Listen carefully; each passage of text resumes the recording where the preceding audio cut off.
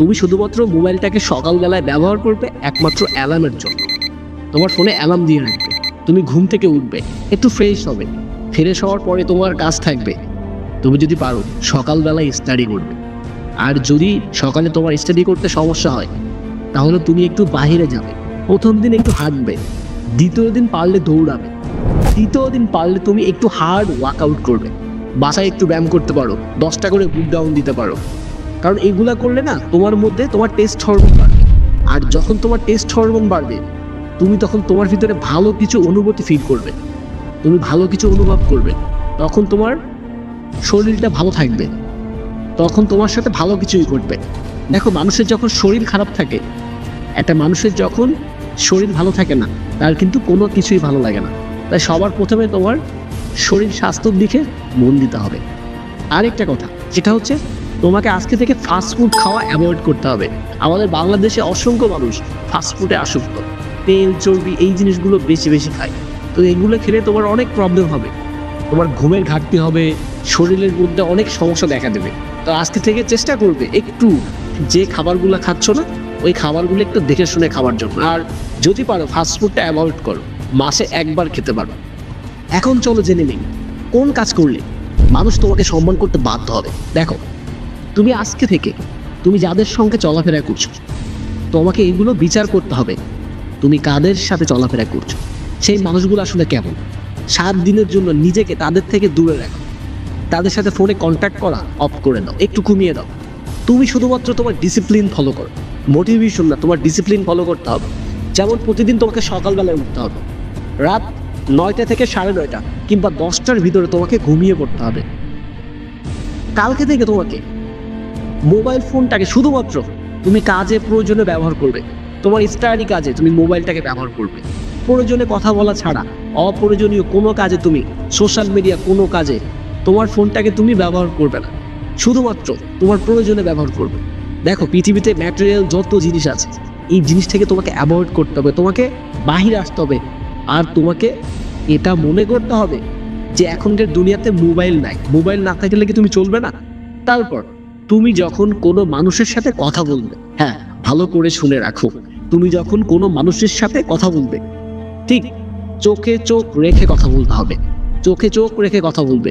তোমার সামনের মানুষ তোমার সাথে কি বলছে সেটা ভালো করে শুনে বুঝে তারপর তোমাকে সেটার উত্তর দিতে হবে। চেষ্টা করবে সবসময় তুমি যে কথাটা বলছো পুরোপুরি শেষ করবার জন্য, একটু সংক্ষেপে বলার চেষ্টা করবে, তাহলে দেখবে সেই মানুষটার কাছে তোমার সম্মান অনেক দ্বিগুণ বেড়ে যাবে।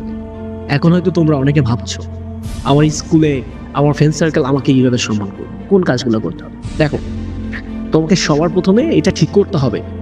দেখো, তুমি এটা বিচার করো যে তুমি আজও অবধি কোন কাজগুলো করে আসছো, তোমাকে না সেই ভুলগুলো খুঁজে বের করতে হবে। তুমি যদি চট করে তোমার সেই ভুলটাকে তুমি ধরতে পারো তাহলে কিন্তু তোমার পরবর্তীতে সেই ভুলটা তোমার আর হবে না। তোমাকে খুঁজে বের করতে হবে আমি কোন কাজগুলো প্রতিদিন করছি যেটাতে আমি দিন দিন আমার মধ্যে উন্নতি তো দূরে থাক, আমি আরো দিন দিন খারাপের দিকে যাচ্ছি, মানুষ আমাকে সম্মান দিচ্ছে না, আমাকে ভ্যালু দিচ্ছে না, আমি পরীক্ষায় খারাপ করছি, আমার পড়াশোনায় ভালো হচ্ছে না। আর অনেকে বলো আমার পড়াশোনাতে ভালো হয় না, আর পড়াশোনায় মনোযোগী দিতে পারি না। আমি তাদেরকে উদ্দেশ্যে একটা কথাই বলবো, দেখো পড়াশোনা করবে যখন তোমার ভালো লাগবে তখন তুমি পড়বে, যখন তোমার খারাপ লাগবে তখনও তুমি পড়বে। কেন পড়বে জানো? দেখো, মোটিভেশন তুমি হঠাৎ করে হতে পারে আমার এই কথাগুলো শোনার পরে তোমার মধ্যে হঠাৎ করে মোটিভেশন চলে আসবে, কিন্তু সেটা কিন্তু আবার চলে যাবে।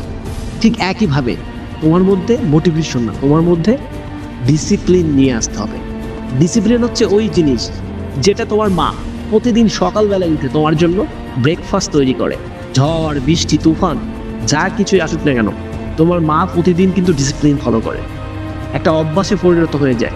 তো তোমাকেও অভ্যাসে পরিণত হতে হবে, তোমার খারাপ লাগলেও পড়তে হবে, ভালো লাগলেও পড়তে হবে। তোমার বাবা প্রতিদিন কাজে যায়, ওই ডিসিপ্লিন ফলো করো।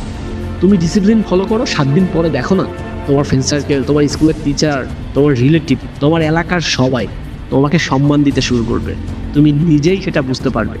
তখন তারা কিন্তু বলা বলি করবে যে কি তোমার ছেলে তো এখন পরিবর্তন হয়ে গেছে, এই তোমার মেয়ে তো আবার ভালো রেজাল্ট করছে, ওকে তখন আমি দেখি না। দেখো তুমি তোমার মধ্যে না উন্নতি তখনই করবে, মানুষ তোমাকে সম্মান দিতে তখনই শুরু করবে যখন তুমি এটা শুনতে পাবে, তোমার আব্বু আম্মুকে বলবে যে তোমার মেয়েকে তো আমি এখন দেখি না, তোমার ছেলেকে তো এখন আর চায়ের দোকানে দেখা যায় না, বন্ধুদের সঙ্গে আড্ডা দেয় না। সো আজকে থেকে তোমাকে এই কাজটা করতে হবে।